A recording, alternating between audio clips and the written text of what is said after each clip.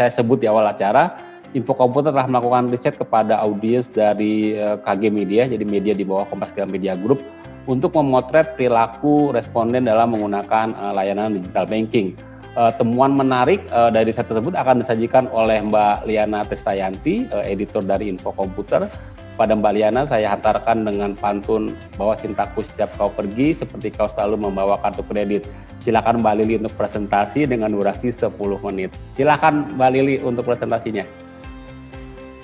Oke, Assalamualaikum warahmatullahi wabarakatuh. Selamat pagi, salam sejahtera bagi kita semua. Izinkan saya untuk menyampaikan hasil survei kecil-kecilan sebenarnya, di mana dalam survei ini kami ingin memotret bagaimana masyarakat memanfaatkan layanan perbankan digital atau digital banking. Adapun tujuan dari survei ini adalah untuk memberikan sedikit gambaran ataupun sebagai konteks dalam diskusi yang akan kita lakukan setelah ini. Oke, next. Ya, survei ini kami lakukan terhadap 533 responden yang merupakan audiens dari media yang berada di bawah KG Media seperti kompas.com, kontan.com, Tribun News, dan pastinya Info Komputer.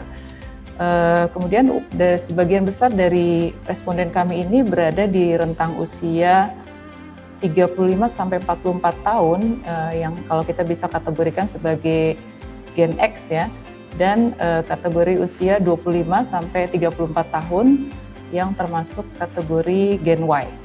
Dan sebagian besar dari responden kami ini memiliki pengeluaran per bulan sekitar 4,2 juta sampai 7 juta rupiah. Oke, kemudian dari hasil survei ini menunjukkan bahwa hampir 80% dari responden kami ini mengakses layanan perbankan digital melalui mobile apps atau mobile banking. Hal ini tentu sejalan dengan tren saat ini, di mana banyak dari aktivitas kita yang kita lakukan di smartphone atau di handphone ya. Di sini bahkan internet banking sepertinya tidak terlalu dilirik oleh responden kami. Ya. Kemudian dari sisi frekuensi, mayoritas dari responden kami mengatakan mereka mengakses atau menggunakan layanan digital banking ini lebih dari 1 kali dalam seminggu. Next.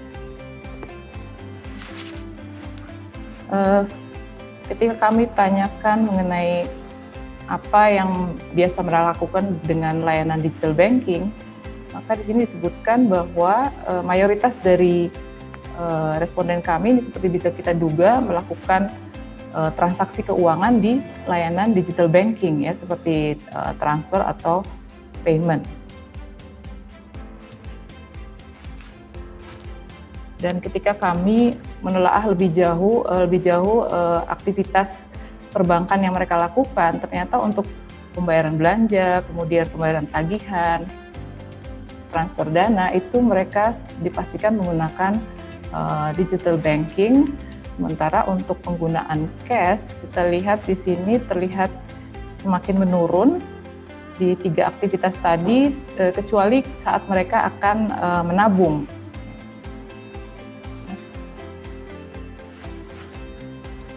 Nah, mengenai alasan penggunaan digital banking, ternyata ada tiga alasan yang mengemuka, yang diungkapkan oleh para responden kami. Yang pertama adalah praktis, ya, menggunakan digital banking itu praktis, kemudian bisa menghemat waktu mereka, dan mereka juga bisa melakukan berbagai transaksi melalui layanan digital banking.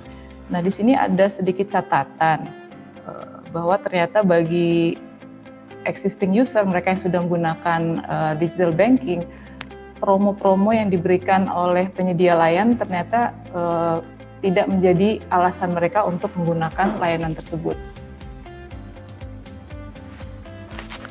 Namun kemudian responden ini juga menyatakan beberapa layanan sebenarnya masih cukup banyak ya menurut responden kami, layanan perbankan yang menurut mereka belum bisa dilakukan secara online. Di sini kita bagi menjadi 3. Yang pertama, layanan yang terkait transaksi ya, seperti transfer bank yang tanpa biaya dan store tarik tunai. Kemudian terkait administrasi seperti membuka akun baru, membuka rekening baru ya, atau melakukan pemblokiran atau penggantian kartu ATM. Nah, yang kemudian yang ketiga ini terkait kredit. Ya, mereka juga menyatakan bahwa layanan seperti pengajuan pinjaman online itu juga belum bisa mereka lakukan secara digital. Nah, mungkin yang terakhir ini bisa menjelaskan mengapa layanan fintech peer-to-peer lending ini saat ini masih didominasi oleh pemain yang non-bank.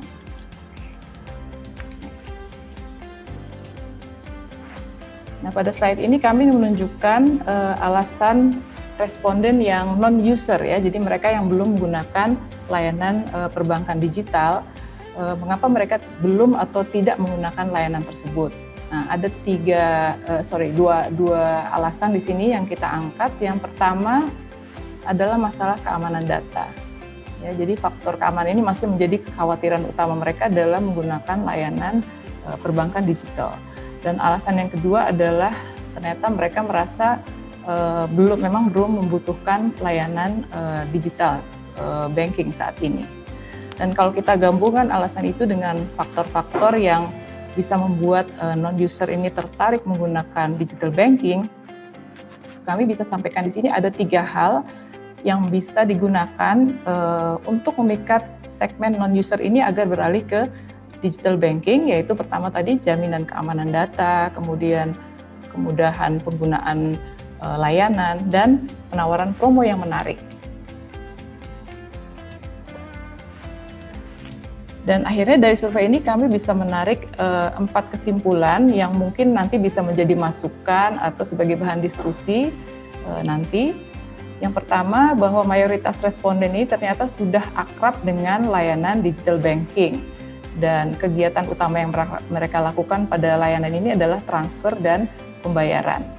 Kemudian yang kedua, ada 3 atribut wajib atribut wajib dari digital banking. Yang pertama, praktis, kemudian kemampuan untuk melakukan berbagai transaksi, dan yang pastinya adalah keamanan data pengguna. Kemudian yang ketiga, di sini mungkin diharapkan dari responden kami ada pengembangan layanan digital banking yang dapat dilakukan misalnya seputar buka tabungan atau ganti kartu ATM atau pengajuan pinjaman online. Dan yang terakhir kesimpulannya adalah promo ini ternyata mungkin relatif kurang menarik bagi mereka yang sudah menggunakan layanan, tapi mungkin akan berhasil memikat mereka yang belum menggunakan layanan digital banking. Nah, sebagai penutup, kami dapat sampaikan juga di sini bahwa ternyata top of mind dari responden untuk digital banking ini ternyata masih didominasi oleh bank-bank nama-nama bank konvensional ya. Nama-nama bank digital atau layanan digital yang baru ini ternyata belum menjadi top of mind dari para responden kami. Jadi bisa kami sampaikan di sini mungkin akan lebih mudah bagi bank konvensional untuk merebut hati konsumen ketika bank ini menawarkan layanan perbankan digital yang dibutuhkan oleh masyarakat. Saya pikir itu saja hasil survei kami tentang pemanfaatan layanan digital banking yang bisa kami sampaikan saat ini. Semoga bermanfaat. Terima kasih dan saya kembalikan ke Mas Wisnu. Wassalamualaikum warahmatullahi wabarakatuh.